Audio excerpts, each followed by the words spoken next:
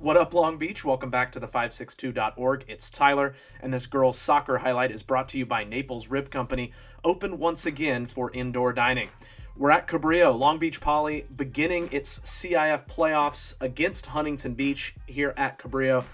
Battle of the Beaches. Huntington Beach, second place in a tough Sunset League, and actually enter this game under 500. The Jackrabbits, meanwhile, with momentum after a 3-1 win against Wilson to earn a share of the Moore League crown.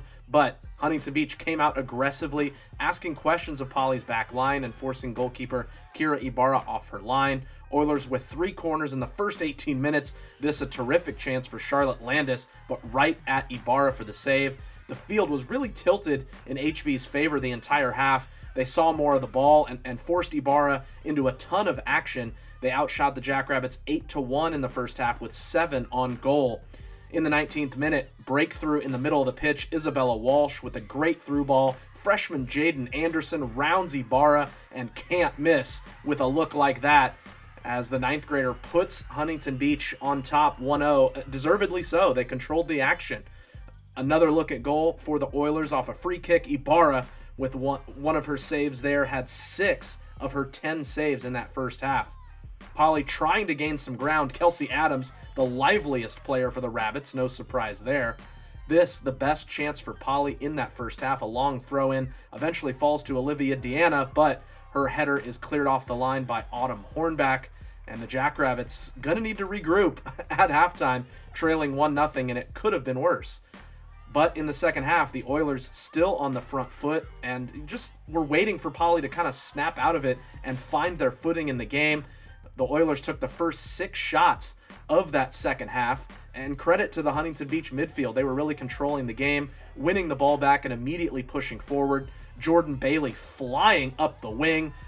This shot goes off the bar, falls to Hannah Petties, who centers it, and Anderson is right there for the tap-in. A brace for her, and Poly's stunned. They're down 2-0 here in the 47th minute and have a lot of work to do here. The Jackrabbits did start to generate chances off set pieces, looking to get it to Adams, but unfortunately just couldn't quite get that final touch. As you see, that's a pretty good look, just couldn't quite get her head to it.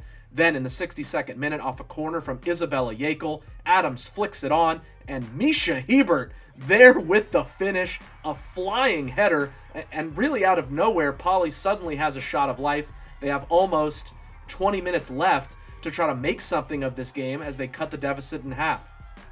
Adams still pushing forward, desperate to find the equalizer, but just kind of a frustrating day around the box.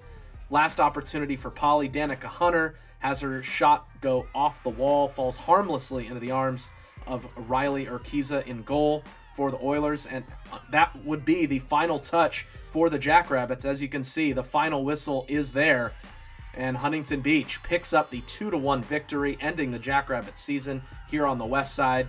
Poly just didn't quite look like themselves today, but still a fantastic season sharing that Moore League title this year.